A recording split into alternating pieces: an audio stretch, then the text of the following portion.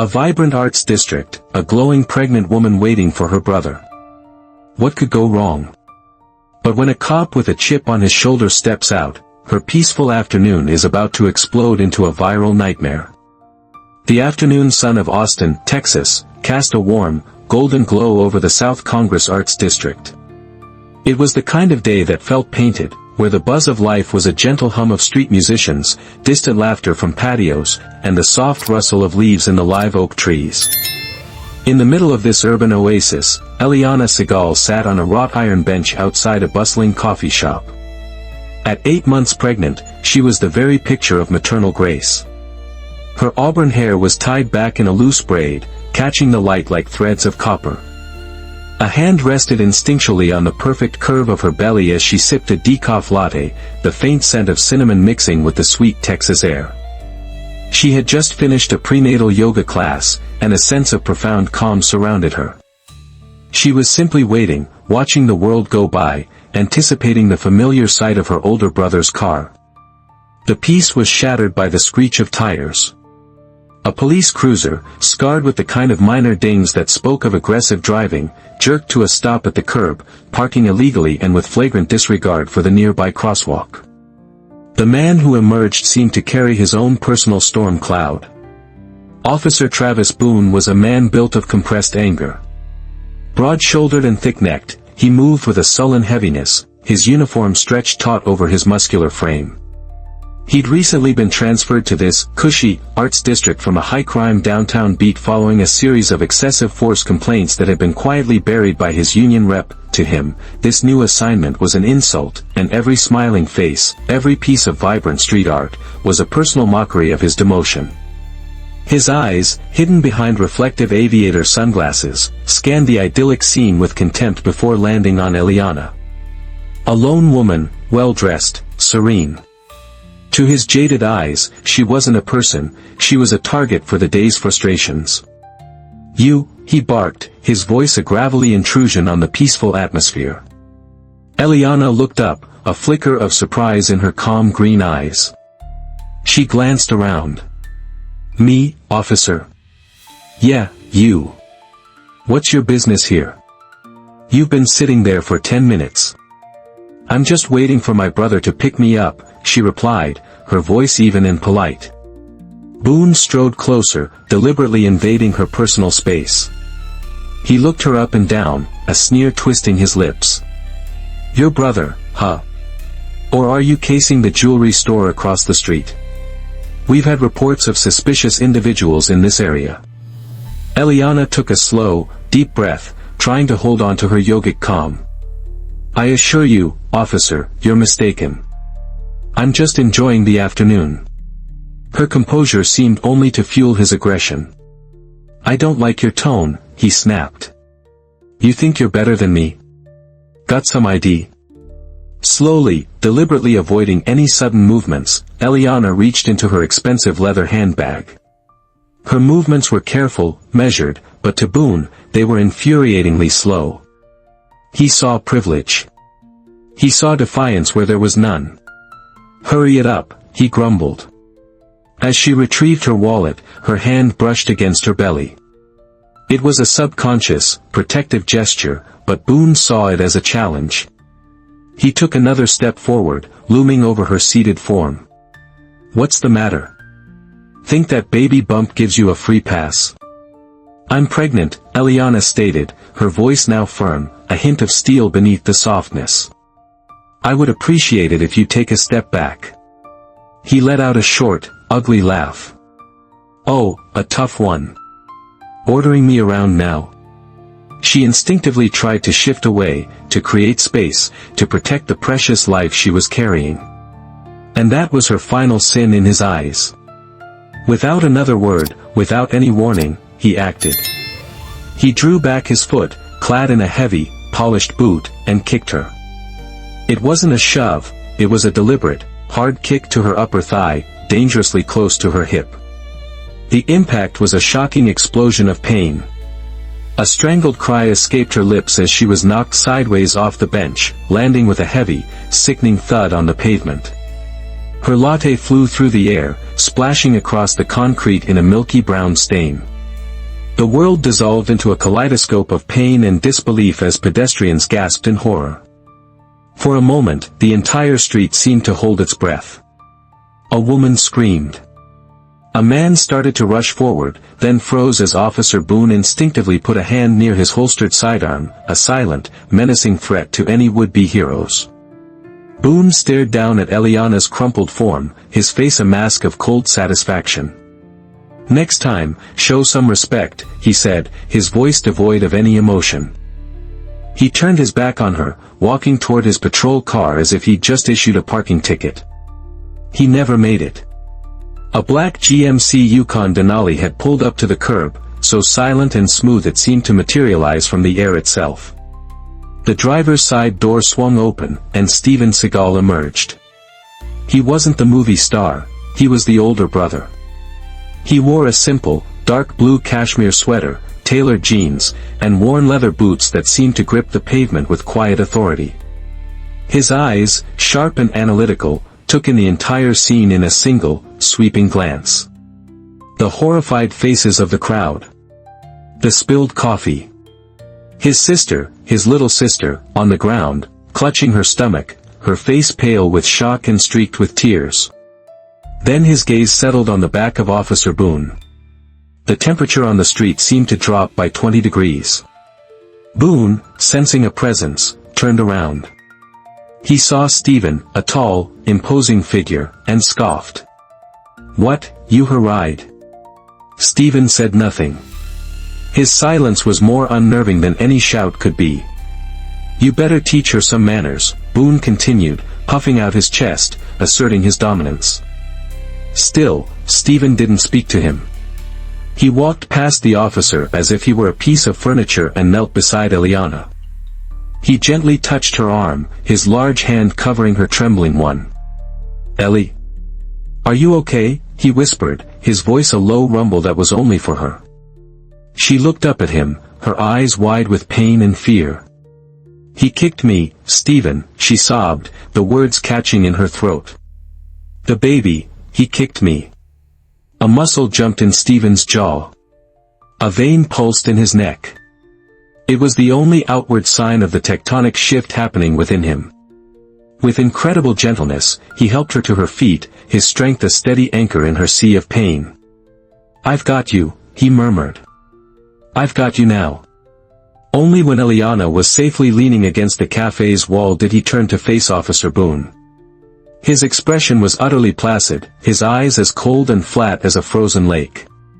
He took a slow, deliberate step forward. "You put your hands on my sister," he said. The words were soft, almost conversational, but they carried the chilling weight of a final judgment. Boone, emboldened by his uniform and weapon, rolled his eyes. She was obstructing. That's assault on an officer. Steven took another step. The crowd instinctively backed away, phones already recording. "You kicked a pregnant woman." "Look, old man," Boone sneered, reaching for the baton on his belt. "I don't care who she is. She got lippy, and she paid the price." He never finished the sentence. Boone didn't even see it move. It wasn't a punch, it was a precise, open-handed strike, a technique designed to disrupt and disable. Steven's palm slammed into Boone's chest, right over the solar plexus. The impact wasn't loud, but it sent the 230-pound cop flying backward as if struck by a small car. He hit the side of his patrol car with a sickening crunch, the air exploding from his lungs in a desperate gasp. Before Boone could even process the pain, Steven was on him. The officer swung his baton in a wild, panicked arc. Steven flowed under it, his movement fluid and economical. He gripped Boone's wrist, twisting it with expert pressure. A sharp crack echoed in the stunned silence as the wrist broke. The baton clattered uselessly to the ground. A brutal knee strike to the officer's gut folded him in half. A sharp, chopping blow to his collarbone sent a fresh wave of agony through him, dropping him to his knees. He was left breathless, helpless, and utterly broken. Steven stood over him, not even breathing heavily. "Now," he growled, his voice a low, dangerous thunder, "you answer to me." The distant wail of sirens grew into a crescendo, converging on the chaotic scene. Within minutes, 3 police cruisers and a sleek, unmarked supervisor's SUV had sealed off the block. Officers spilled out, hands on their weapons, their training kicking in as they saw a uniformed officer on his knees and a civilian standing over him. "Police! Get your hands up," one of the younger officers shouted, his voice tight with adrenaline. Steven didn't move. He simply stood like a granite statue, a silent guardian between his weeping sister and the man he had just dismantled. The senior officer on the scene, Lieutenant Rollins, stepped forward. He was a veteran cop in his late 50s, lean and wiry, with tired eyes that had seen everything the city had to offer. He took in the tableau, the groaning Boone, the stoic Steven, the horrified crowd with their phones held up like a digital chorus, and the visibly pregnant, distressed woman being comforted by a bystander. What the hell happened here? Rollins demanded, his voice cutting through the tension. From the ground, Boone wheezed, pointing a trembling, uninjured hand at Steven. He attacked me. Out of nowhere. That lunatic broke my wrist." Rollins knelt beside his downed officer, his experienced gaze assessing the damage. He saw the unnatural angle of Boone's wrist, saw the way he cradled his ribs. He looked up at the stone-faced man who hadn't flinched. "Sir, I'm going to need you to." "He kicked my sister," Steven interrupted, his voice low and cold. "My 8-month pregnant sister." For no reason. A ripple of uncertainty went through the assembled officers. They looked from the whimpering Boone to the pregnant Eliana, and the official story began to fray at the edges. "Is that true?" Rollins asked, his gaze shifting to Eliana. She nodded, wiping a tear from her cheek. He said I had a tone. Then he just kicked me." Just then, the paramedics arrived, their first priority being Eliana. As they gently helped her onto a stretcher, one of them spoke to Rollins. "Lieutenant, she has significant bruising forming on her upper thigh and hip. Consistent with a forceful kick. She needs to be transported for monitoring immediately." The pieces clicked into place for Rollins, forming a picture he'd seen too many times before, a bad cop finally getting caught. "It's true. All of it."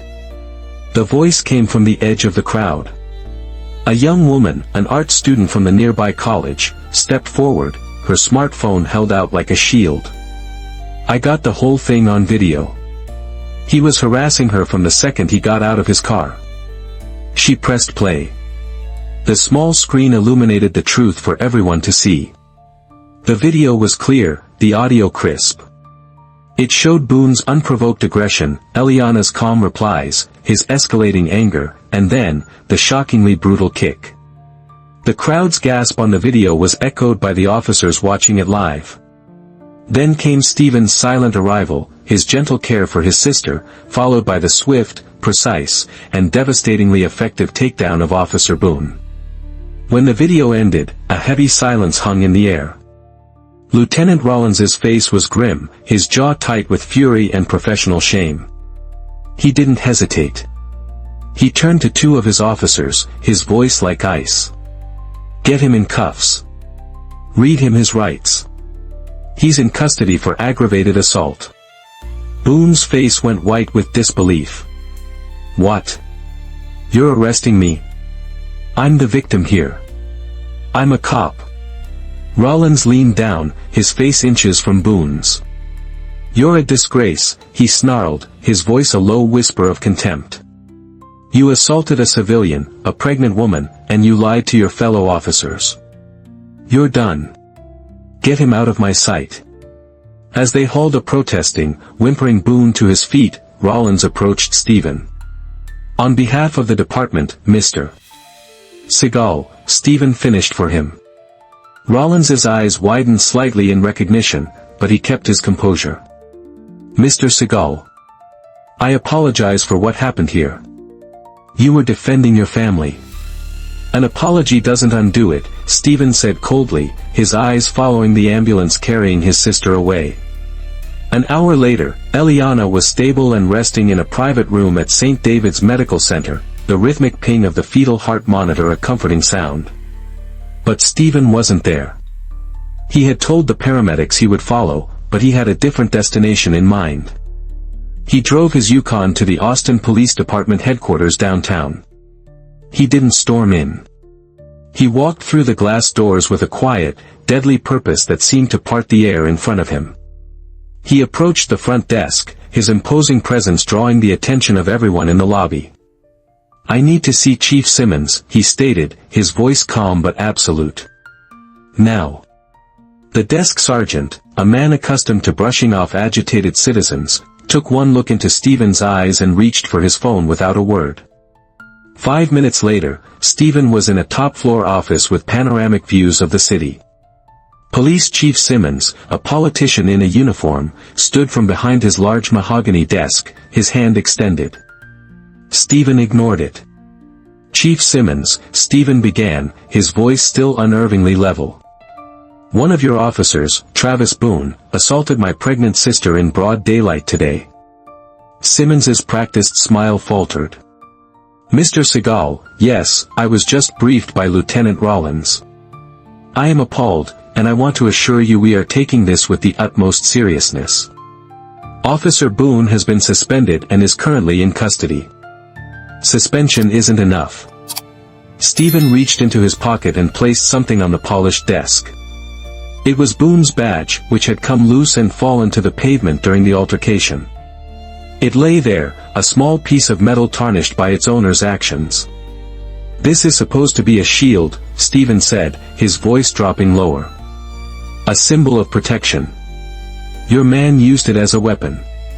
He used it to justify cruelty because he thought he could get away with it." Simmons swallowed hard, the political calculations running through his mind. This man wasn't just a citizen, he was a public figure with a direct line to the media and a legion of fans. This was a PR nightmare in the making. "I agree completely," Simmons said, trying to sound authoritative. "We will be conducting a full internal affairs investigation, and the DA will be pressing criminal charges. I give you my word, he will be held accountable." Steven leaned forward, his large frame casting a shadow over the desk. "I don't want him held accountable. I want him made into an example. I want this public. I want every cop on your force who thinks a badge makes them untouchable to see this and understand what happens when they cross the line. No quiet plea bargain. No sealed records. Full transparency." He paused, letting the weight of his demand settle in the silent room. "Because if your system doesn't handle this, I will. And you'll find my system is far more direct." The threat was unspoken but perfectly clear. Chief Simmons, a man used to wielding power, felt the dynamic in the room shift completely. He was no longer in control. "You have my word, Mr. Seagal," Simmons said, his voice now stripped of its political gloss. "It will be done by the book, and it will be public." Steven held his gaze for a long moment, then nodded once, turned, and walked out of the office, leaving the badge and a palpable sense of dread in his wake. The story exploded. The art student's video, licensed by a local news station, went viral within hours. By morning, #Justice for Eliana and #CopKicksPregnantWoman were trending nationwide. News channels played the damning footage on a loop. The image of Boone's casual cruelty followed by Steven's controlled, righteous fury became a symbol of a larger societal struggle. The Austin Police Department was thrown into a firestorm of public outrage. Chief Simmons, true to his word and under immense pressure, held a press conference announcing that Officer Travis Boone was fired and faced multiple felony charges, including aggravated assault. The legal process was swift and brutal. The district attorney, sensing a slam-dunk case with massive public support, fast-tracked the prosecution. In the courtroom, the viral video was played on a large monitor for the jury to see. It was undeniable. It was horrifying. Boone's defense attorney could do little more than argue for mercy, painting him as a stressed, overworked officer who made a terrible mistake. The prosecutor eviscerated that argument. This wasn't a mistake, she thundered in her closing statement, pointing at the frozen image of Boone's foot connecting with Eliana. This was a choice. A choice to abuse power. A choice to attack the vulnerable. A choice to betray the badge. The jury needed less than an hour. Guilty. On all counts. At the sentencing, the judge looked down at a pale, trembling Travis Boone. "You disgraced your uniform," she said, her voice filled with cold anger. "You dishonored every good officer who risks their life to actually protect and serve. You are not a protector, you are a predator, and you will be treated as such." The sentence was severe: 5 years in state prison, permanent revocation of his law enforcement certification, and a lifelong restraining order against him and any member of the Seagal family. The slam of the gavel echoed like a gunshot in the silent courtroom. Justice, public and undeniable, had been served. Miles away, in a quiet hospital room, Steven sat by Eliana's bedside. The doctors had confirmed that both she and the baby were healthy and unharmed, a small miracle. She reached out and squeezed his hand. "I saw it on the news," she whispered. "The verdict." He nodded, his hard features softening as he looked at her. "I knew you'd be there," she said, a tear of relief rolling down her temple. "I was so scared, and then I saw you, and I knew everything would be okay." "I'll always be there, Ellie," he said, his voice thick with emotion. "Always." 3 months later, the autumn leaves were falling, and a new, more joyful season had arrived for the Seagal family. In the peaceful, sun-dappled backyard of Steven's sprawling ranch home outside Austin, a new sound mingled with the wind chimes, the soft gurgle of a healthy, happy baby. Eliana, her glow now one of new motherhood, watched from a comfortable porch swing as her brother held his tiny nephew. Steven, a man capable of such devastating force, held the baby with a reverence and tenderness that was breathtaking to behold. He cradled the infant's head in his huge palm, his finger gently stroking the baby's soft cheek. "He has your eyes," Eliana said softly as she came to sit beside him. Steven smiled, a rare, genuine smile that reached his eyes. "He has his mother's strength." They sat in comfortable silence for a while, just watching the baby sleep. The trauma of that day on South Congress felt a world away, a healed-over scar. "Steven," Eliana began quietly, "someday, he's going to be old enough to find that video online. He's going to see what happened." What do I tell him?" Steven looked away from the baby and out toward the rolling hills of the Texas countryside. He considered her question for a long moment, his expression thoughtful. "You tell him the truth," he said finally, his voice a low, steady rumble. "You tell him that there is darkness in the world. There are men who use their power to hurt people. But you also tell him that there are people who will stand up to that darkness. People who protect their own." He looked down at the sleeping child in his arms, his gaze fiercely protective. "You tell him that his uncle will always be one of them. And that no one will ever hurt him or his mother again. That's a promise." The breeze rustled the leaves, the baby sighed in his sleep, and a profound sense of peace settled over them. The storm had passed, and the family was whole. They had faced the worst of one man and responded with the best of their own strength and love. What do you think about this situation? Is it ever justified to take the law into your own hands, even to protect family? Share your thoughts in the comments below, and please, let's keep the discussion civil and comment with respect. If you believe that justice must always be served, no matter the cost, give this video a thumbs up, share it with someone who needs to see it, and subscribe for more true stories of When Worlds Collide.